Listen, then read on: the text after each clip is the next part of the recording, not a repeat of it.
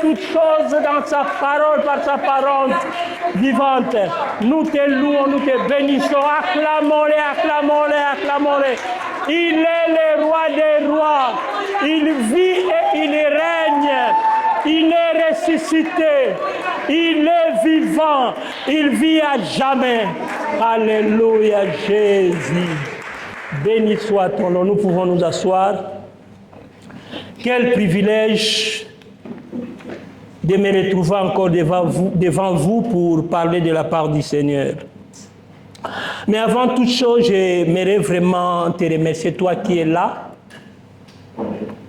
toi qui as tout laissé et qui est venu dans la présence du Seigneur, toi qui as priorisé ton Père, je te remercie.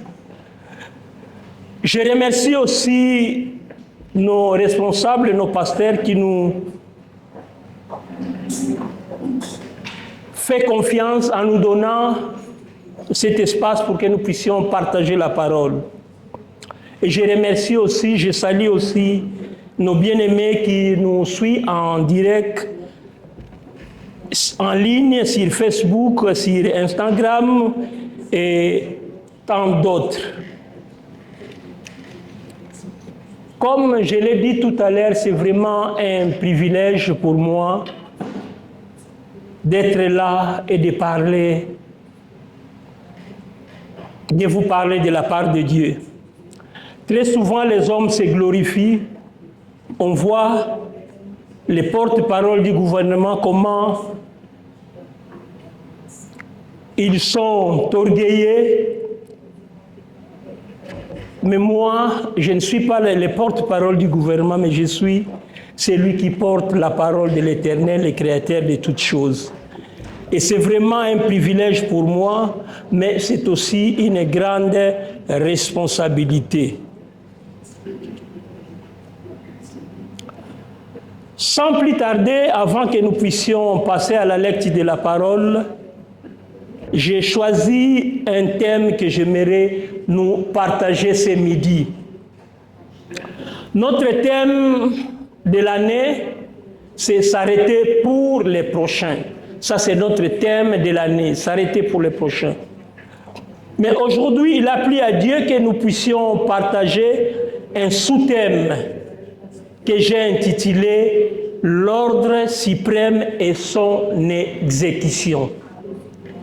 L'ordre suprême et son exécution, ou encore l'ordre suprême et sa mise en pratique. Quand nous lisons la Bible dans les évangiles et surtout dans les livres de Marc, Jésus, quand il a tout fait avec les disciples, il a enseigné les disciples, mais à la fin, il a dit une chose aux disciples, « Allez et faites de toutes les nations mes disciples ».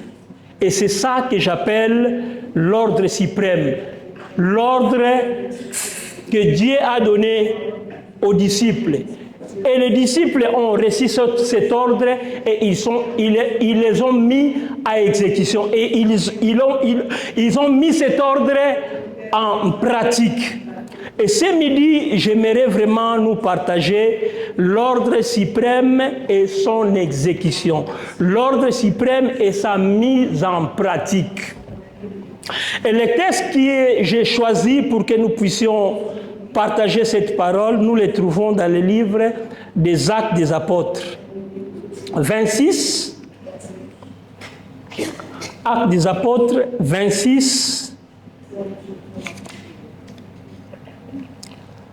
Nous allons lire à partir du verset 1 jusqu'au 29e verset. Je lis la parole de Dieu, Acte 26, 1 à 29. Agrippa dit à Paul, « Il t'est permis de parler pour ta défense. » Et Paul, ayant étendu la main, se justifia en ces termes. « Je m'estime heureux, roi Agrippa, d'avoir aujourd'hui à me justifier devant toi de toutes les choses dont je suis accusé par les Juifs. Car tu connais parfaitement leurs coutumes et leurs discussions. Je te prie donc de m'écouter avec patience. Ma vie, dès les premiers temps de ma jeunesse, est connue de tous les Juifs, puisqu'elle s'est passée à Jérusalem, au milieu de ma nation. Ils savent depuis longtemps, s'ils veulent déclarer, que j'ai vécu pharisien, selon la secte la plus rigide de notre religion. Et maintenant, je suis mis en jugement parce que j'espère l'accomplissement de la promesse que Dieu a faite à nos pères et à laquelle aspirent nos 12 tribus qui servent Dieu continuellement, nuit et jour. C'est pour cette espérance, ô roi, que je suis accusé par les Juifs, par des Juifs. Quoi vous semble-t-il incroyable que Dieu ressuscite les morts? Pour moi, j'avais cru devoir agir vigoureusement contre le nom de Jésus de Nazareth. C'est ce que j'ai fait à Jérusalem. J'ai jeté en prison plusieurs des saints ayant reçu ses pouvoirs des principaux sacrificateurs, et quand on les mettait à mort, j'ai joigné mon suffrage à celui des autres. Je les ai souvent châtiés dans toutes les synagogues, je les forçais à blasphémer. Dans mes excès de fureur contre eux, je les persécutais, même jusqu'à dans les villes étrangères. C'est dans ce but que je me rendis à Damas avec l'autorisation et la permission des principaux sacrificateurs.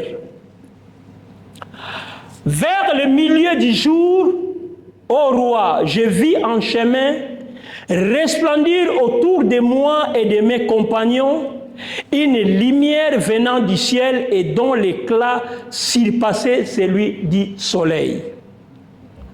Nous tombâmes tous par terre et j'entendis une voix qui me disait en langue hébraïque: Saul, Saul, pourquoi me persécutes-tu? Il te serait dur de réjamber contre les aiguillons. Je répondis: Qui es-tu, Seigneur? Et le Seigneur dit: Je suis Jésus que tu persécutes. Mais lève-toi et tiens-toi sur tes pieds, car je te suis apparu pour t'établir ministre et témoin des choses que tu as vues et celles pour lesquelles je t'apparaîtrai. Je t'ai choisi du milieu de ce peuple et du milieu des païens vers qui je t'envoie, afin que tu leur ouvres les yeux pour qu'ils passent des ténèbres à la lumière et de la puissance de Satan à Dieu, pour qu'ils reçoivent par la foi en moi le pardon des péchés et l'héritage avec les sanctifiés. En conséquence, roi Agrippa, je n'ai point résisté à la vision céleste. En conséquence, roi Agrippa, je n'ai point résisté à la vision céleste. À celle de Damas d'abord, puis à Jérusalem. Dans toute la Judée et chez les païens, j'ai prêché la repentance et la conversion à Dieu avec la pratique d'œuvres dignes de la repentance. Voilà pourquoi les Juifs se sont saisis de moi dans les temples et ont tâché de me faire périr. Mais grâce au secours de Dieu, j'ai subsisté jusqu'à ce jour, rendant témoignage devant les petits et les grands, sans m'écarter en rien de ce que les prophètes et Moïse ont déclaré devoir arriver. Savoir que le Christ souffrirait et que ressusciterait les premiers d'entre les... Savoir que Christ puisse ressusciter les premiers d'entre les morts, il annoncerait la lumière au peuple et aux nations. Verset 24. Comme il parlait ainsi pour sa justification, Festus dit à haute voix, « Tu es fou, Paul. Ton grand savoir te fait déraisonner. » Verset 25. « Je ne suis point fou, très excellent Festus, répliqua Paul. Ce sont au contraire des paroles de vérité et de bon sens que je prononce. Le roi est instruit de ces choses et je lui en parle librement. Car je suis persuadé qu'il n'en ignore aucune, puisque ce n'est pas en cachette qu'elles se sont passées. Crois-tu au prophète, roi Agrippa? Je sais que tu y crois. » Ça, c'est Paul qui parle au roi. Et Agrippa dit à Paul, « Tu vas bientôt me persuader de devenir chrétien. » Paul répondit, « Que ce soit bientôt ou que ce soit tard, plaise à Dieu que non seulement toi, mais encore tous ceux qui m'écoutent, aujourd'hui, vous deveniez tels que je suis à l'exception de ces liens. » Prions le Seigneur. Papa, nous te disons merci pour ces temps, ces moments solennels que tu nous donnes pour pouvoir t'écouter. Saint-Esprit, nous avons besoin de toi. Viens, parle à chacun de nous et conduis ce moment. Dispose-nous. Fais en sorte, Père de gloire, Seigneur Jésus, que la parole, Père de gloire, qui sortira, Papa, oui, de la bouche d'un homme, Père de gloire, puisse atteindre nos cœurs et que cela puisse nous guérir, que cela puisse nous relever, que cela puisse nous consoler, que cela, Père de gloire, Seigneur Jésus, puisse porter des fruits en nous. Que ton nom soit loué, que ton nom soit béni, toi qui vis et qui règnes. Au nom de Jésus, nous acclamons la parole du Seigneur. Alléluia Jésus. Alléluia Jésus. Bien-aimés, nous sommes en face d'un procès. Un procès fait à l'apôtre Paul qui a été accusé par ses frères juifs. Nous sommes devant un procès, une accusation qui a été faite par les Juifs à l'encontre de Paul. Et Paul devait comparaître devant le roi Agrippa. Et Paul devait comparaître devant le roi Agrippa. Et dans sa défense, l'apôtre Paul a parlé de 3 grandes étapes de sa vie. 3 grandes étapes de sa vie que Paul a parlé devant le roi Agrippa pour assurer sa défense. La première étape, Paul a parlé de sa vie passée. La deuxième étape que Paul a parlé pour sa défense devant le roi Agrippa, ainsi que les Sanhédrins, c'est sa conversion ou encore sa rencontre avec le Seigneur. Cette face-à-face qu'il a fait avec Jésus alors qu'il s'est rendu à Damas pour pouvoir persécuter les chrétiens. Et la troisième chose que Paul a parlé pour assurer sa défense, c'est l'ordre qu'il a reçu du Seigneur. Il a parlé de sa vie passée, il a parlé de sa conversion et il a parlé de l'ordre qu'il a reçu du Seigneur. Et non seulement il a reçu l'ordre du Seigneur, mais il a mis cet ordre à exécution. C'est là où nous avons titré notre prédication, l'ordre suprême et son exécution. C'est ce que Paul a reçu lorsqu'il a rencontré Jésus sur le chemin de Damas. Il a reçu un ordre et il a mis cet ordre à exécution. C'est là le titre de notre sous-thème, l'ordre suprême et son exécution. Sans oublier que notre thème est s'arrêter pour les prochains. Première chose, sa vie passée.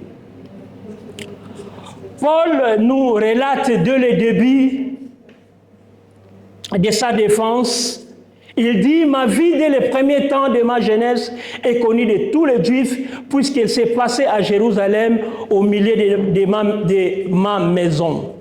Ils savent depuis longtemps, s'ils veulent déclarer, que j'ai vécu pharisien selon la secte la plus rigide de notre religion.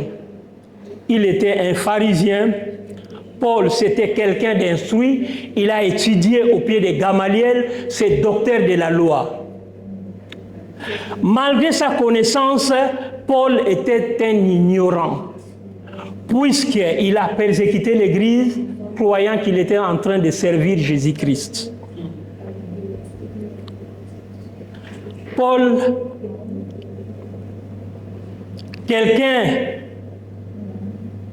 qui était intelligent, qui avait le savoir, qui a étudié, tout l'Ancien Testament était dans sa tête, mais qui était un ignorant, parce qu'il était là en train de persécuter les chrétiens croyant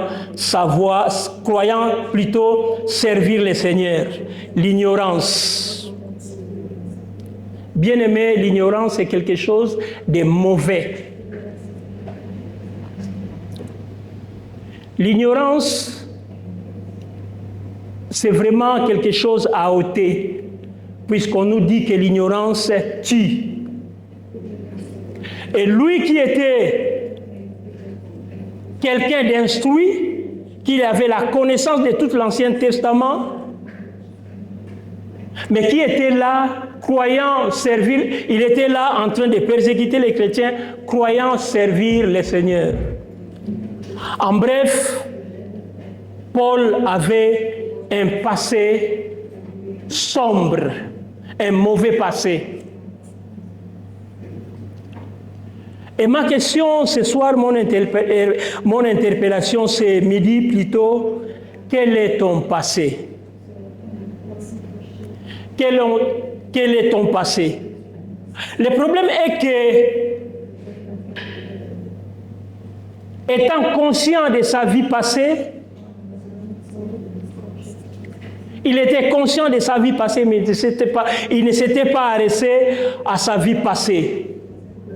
Quand nous regardons sa vie, on voit que quelqu'un qui dans sa vie, il y a eu une progression.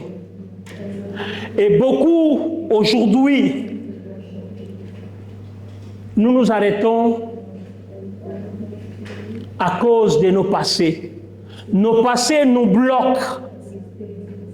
À cause de ce que j'ai fait autrefois, à cause de ce que j'ai vécu autrefois, je suis devenu inerte, je suis bloqué, je ne peux plus progresser. Mais ce n'était pas le cas de Paul, parce que nous allons voir cela à la suite de notre lecture, à la suite de notre exposé. C'est quelqu'un qui avait un mauvais passé, mais il ne s'était pas arrêté là. Notre passé doit être passé et nous devons voir l'avenir. Et la seconde chose que j'ai trouvé vraiment très importante que Paul a partagé lors de sa défense, c'est sa conversion. La rencontre qu'il a faite avec Jésus. Bien-aimés, nous venons à l'église, nous nous disons chrétiens, et le dimanche passé, on nous a prêché sur l'identité chrétienne. Est-ce que nous sommes vraiment des chrétiens? Venir à l'église, c'est autre chose, mais devenir chrétien, c'est autre chose. On ne devient pas chrétien du jour au lendemain. On ne devient pas chrétien parce que mon papa prêche la parole de Dieu ou sert Dieu. On ne devient pas chrétien parce que je marche dans la piété. On ne devient pas chrétien parce que je fais toutes choses bonnes. Je ne triche pas. On ne devient pas chrétien comme ça. Il faut qu'il y ait cette rencontre avec Jésus. Il faut que tu puisses faire face à face avec Jésus.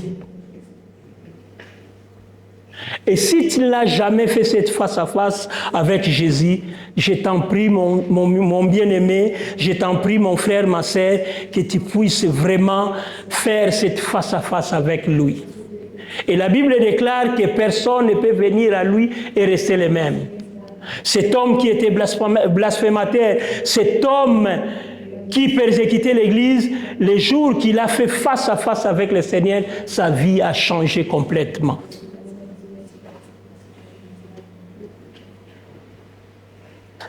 Sa conversion.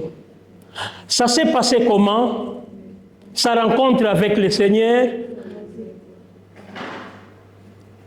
Lui qui était juif, qui connaissait tout l'Ancien Testament, alors que c'était la période où l'Église venait de naître,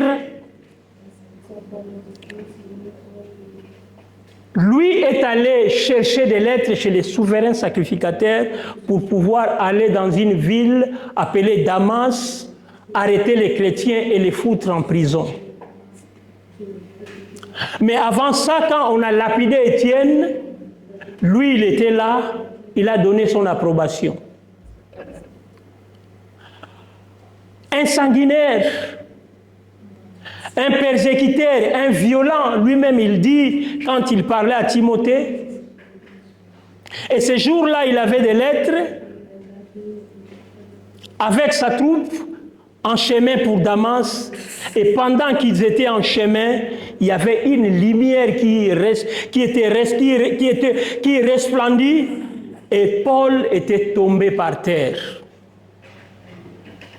Et en tombant par terre, tellement que la lumière était éblouissante, il ne savait quoi faire, quoi dire, et il a entendu une voix qui sortait, qui lui disait « Saul, Saul, pourquoi me persécutes-tu » Et il n'est pas resté insensible à cette voix du Seigneur. Il a posé la question, « Qui es-tu, Seigneur ?» Et le Seigneur lui a dit, « Je suis Jésus que tu persécutes. » Bien-aimé, j'aimerais ouvrir une parenthèse. Je dois comprendre mon identité. Qui suis-je? Un chrétien doit comprendre qui il est. Nous avons peur des marabouts, nous avons peur des sorciers. Nous ne savons pas que celui qui est en nous est plus fort que celui qui est dans le monde. Amen. Alors que Paul était en train de persécuter les chrétiens, de faire du mal à l'Église, il ne savait pas que c'est à Jésus qu'il faisait du mal. Il ne savait pas que c'est à Jésus qu'il était en train de persécuter.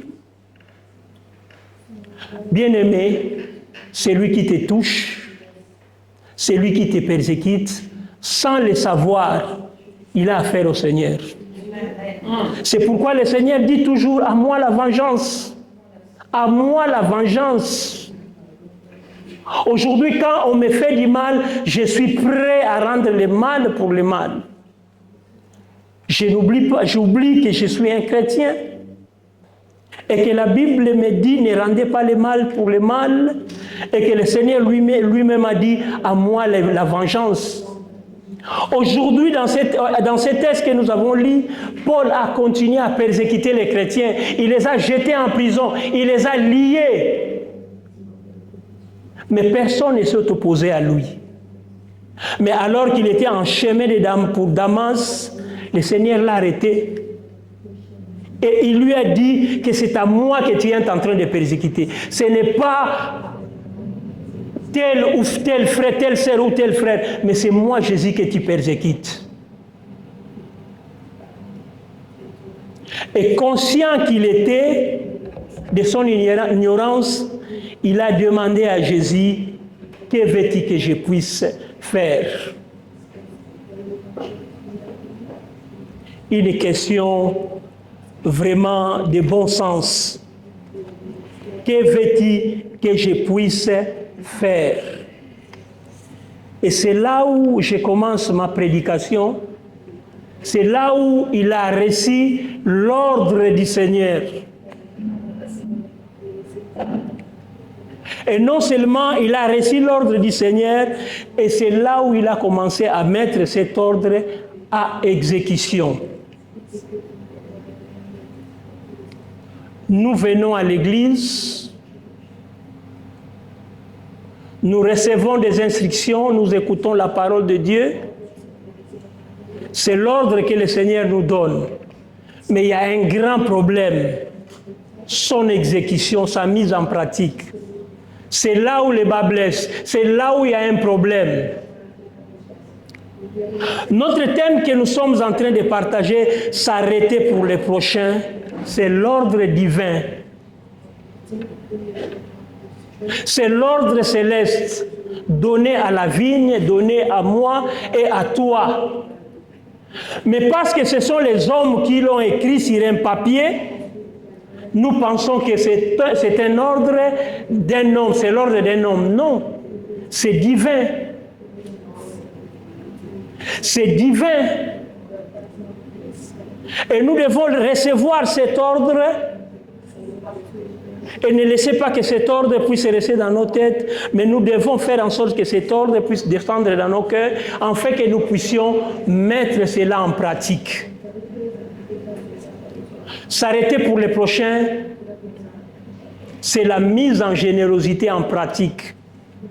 Ce n'est pas seulement être généreux comme enseignement, mais c'est mettre en pratique la générosité. C'est ça, s'arrêter pour les prochains. Et ce qui est beau dans la vie de cet homme, Paul, quand il a reçu l'ordre que le Seigneur lui a donné, la Bible nous dit, dans le verset 19, en conséquence, roi Agrippa, je n'ai pas résisté à la vision céleste. En d'autres termes, en conséquence, roi, je n'ai point résisté à l'ordre suprême. Paul rencontre le Seigneur lui donne l'ordre, et lui-même il dit au verset 19, il n'a pas résisté à cette vision, il n'a pas résisté à cet ordre. Et combien aujourd'hui nous sommes des résistants, non seulement des résistants politiques, mais des résistants célestes. Dieu nous donne des ordres, mais nous résistons. À cause, je ne sais quoi, mais nous ne voulons pas mettre en pratique ce que le Seigneur nous donne comme ordre. Et dans l'ordre que le Seigneur a donné à l'apôtre Paul quand il était tombé, il y en a 4 que j'aimerais que nous puissions partager.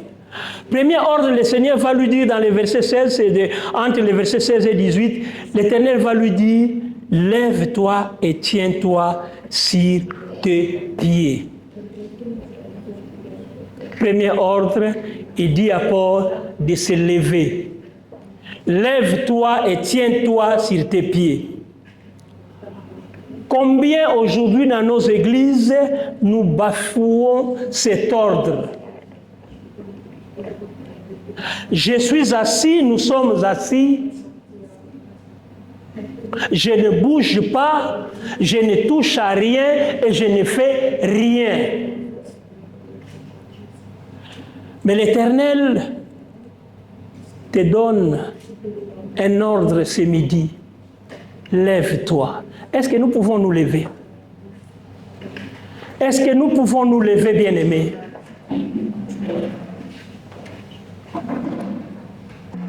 Et l'Éternel ne nous dit pas, ne te dit pas de te lever seulement. Il nous dit, il te dit aussi, tiens-toi sur tes pieds. C'est l'ordre que l'Éternel nous donne.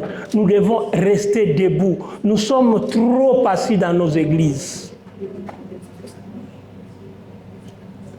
Et non seulement l'Éternel nous dit de rester debout, mais il nous dit, non seulement l'Éternel nous dit de nous lever, mais il nous dit de nous tenir sur nos pieds. En d'autres termes, nous devons être constants. Que ça ne fait pas du bien, tu ne vois pas, tu ne remarques pas un changement quand tu te lèves. Quand tu t'assois, il y a la fatigue. Même si on prêche la parole, tu as tendance même à dormir. Tu as tendance même de voir comme si tu t'ennuies. Mais quand tu te lèves, tu sens toi-même la vigueur dans ton corps. Bien-aimé, c'est midi. Si tu vas tout oublier, mais n'oublie pas l'ordre que le Seigneur te donne. À toi particulièrement. Ce n'est pas à ton frère ou à ta sœur, mais c'est l'ordre donné à toi, que tu te lèves. Et non seulement que tu te lèves, mais que tu puisses te tenir sur tes pieds, que tu sois constant. Quelle inconstance qui nous caractérise dans nos églises? Je sers aujourd'hui, demain je ne sers pas. Je viens à l'église aujourd'hui, demain je ne viens pas. J'ai fait ça aujourd'hui, demain je ne le fais plus. J'ai prié aujourd'hui, demain je ne prie pas. J'intercède aujourd'hui, demain je n'intercède plus. L'inconstance nous caractérise. Mais ce midi, le Seigneur nous dit, le Seigneur te dit, lève-toi et tiens-toi sur tes pieds. Nous pouvons nous asseoir, merci. Et la deuxième chose que l'Éternel va dire à Paul, aujourd'hui ce n'est pas Paul, mais c'est toi et à moi et à moi. La première chose, au verset 16, Paul va dire, Jésus va dire à l'apôtre Paul, mais lève-toi et tiens-toi sur tes pieds, car je te suis à Paris, je te suis à Paris. La deuxième chose que le Seigneur dit à l'apôtre Paul, que je t'établis ministre et témoin, et mon témoin. Il est dit là-bas dans le verset 16, toujours la partie B, car je te suis à Paris pour t'établir ministre et témoin des choses que tu as vues. Bien-aimé, tu es établi comme ministre de Dieu. Aujourd'hui, j'attends la consécration, nous attendons la consécration. Ça, c'est seulement les protocoles. Ça, ce sont les hommes.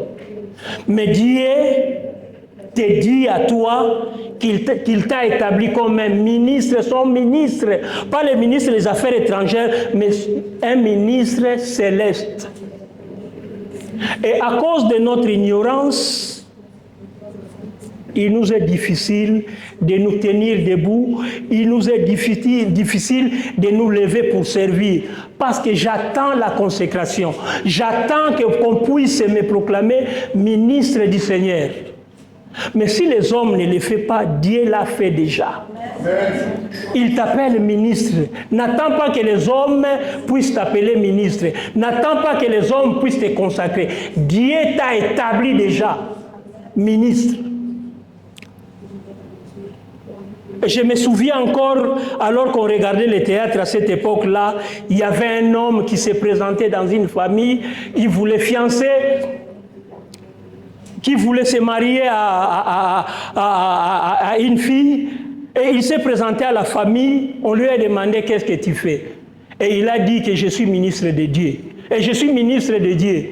Et le papa a commencé à danser. Il a dit lui-même, nous sommes maintenant Tobongi, donc maintenant nous serons des riches.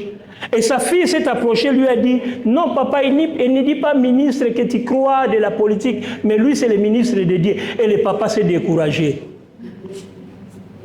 Et c'est la même chose avec nous. Si on me dit ministre de Dieu, ça ne va pas. Mais quand je sais que je suis ministre des Affaires étrangères sous mon président Fachi, là je suis très content. Mais laisse-moi te dire que c'est un privilège que tu as depuis que tu as rencontré Jésus, depuis que tu as fait cette face-à-face avec Jésus, Dieu t'a établi ministre et son témoin. S'arrêter pour le prochain, c'est vraiment l'ordre que la vigne a reçu de la part du Seigneur. C'est l'ordre que tu as reçu de la part du Seigneur, que tu puisses t'arrêter pour le prochain.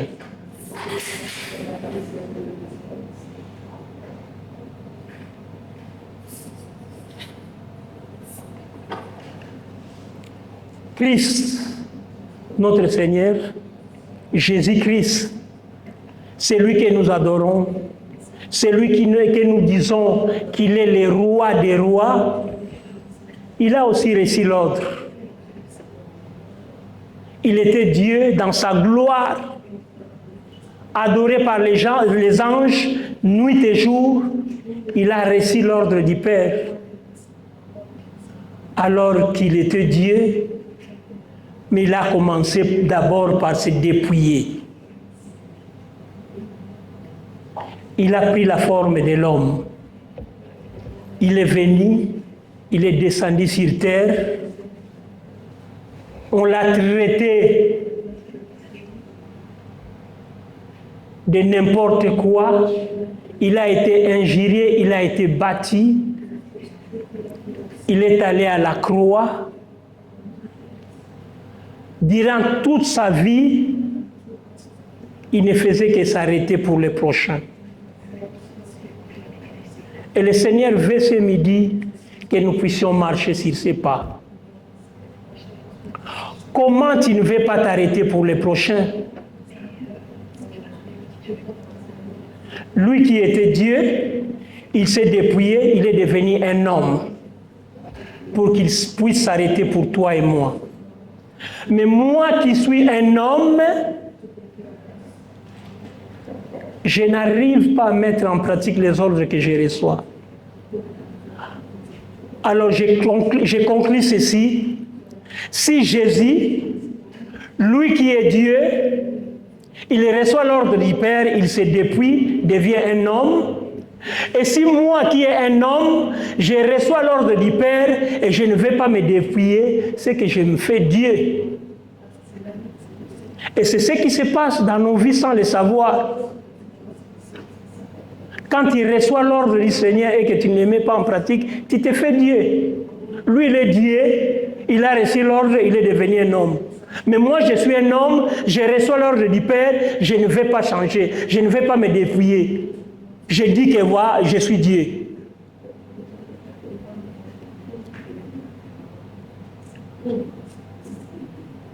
Arrête-toi pour le prochain. Arrête-toi pour le prochain. Arrête-toi pour le prochain et arrête-toi pour Dieu.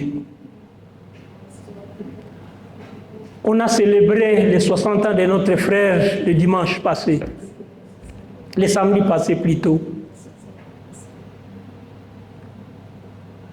Jusqu'à 2 heures du matin, alors que je revenais de Neufeld, j'ai vu nos 2 enfants qui sortaient de la salle du Cap, Laurette et Grâce, qui rentraient à la maison. Alors qu'eux, ils ne viennent pas souvent à l'église. Mais pour leur papa, pour leur frère, ils se sont arrêtés jusqu'aux dernières minutes. Bien-aimés, je ne fais pas la leçon de morale, mais il faut que ça change dans nos églises. Quand il y a de tels événements, il faut que tu sois la dernière à quitter la salle.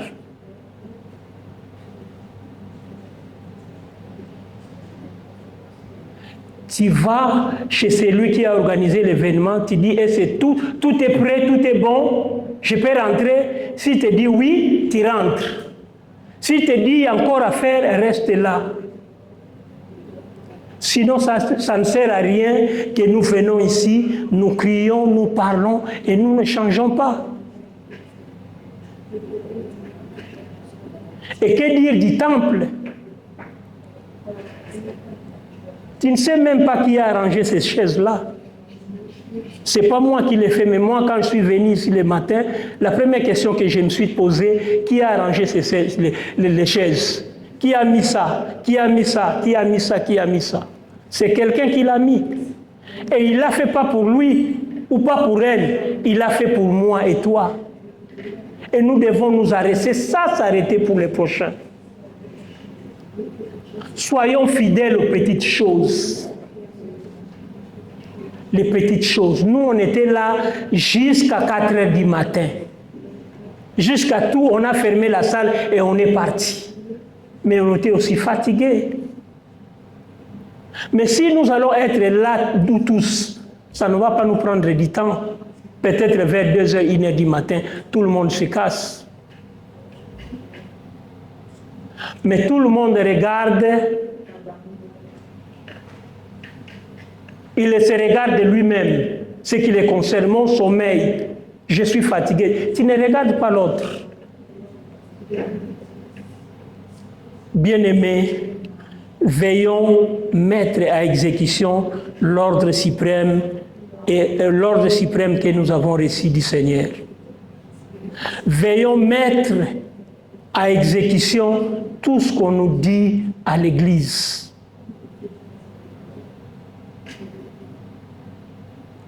Changeons de direction.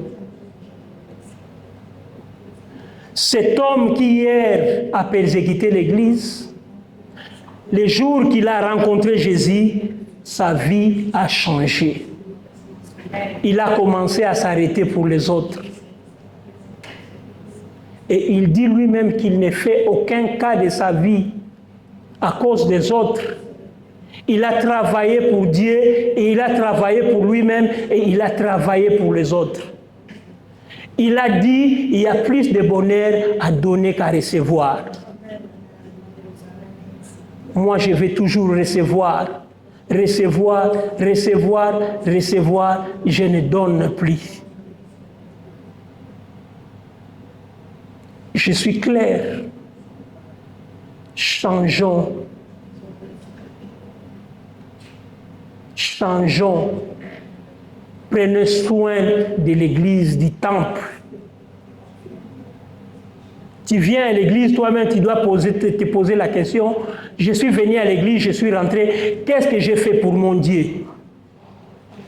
Tu viens, tu rentres, tu ne touches à rien, et tu lèves les mains, Dieu bénis-moi. Bien-aimé, tout ne se reçoit pas par la prière. Tout ne se reçoit pas par la prière.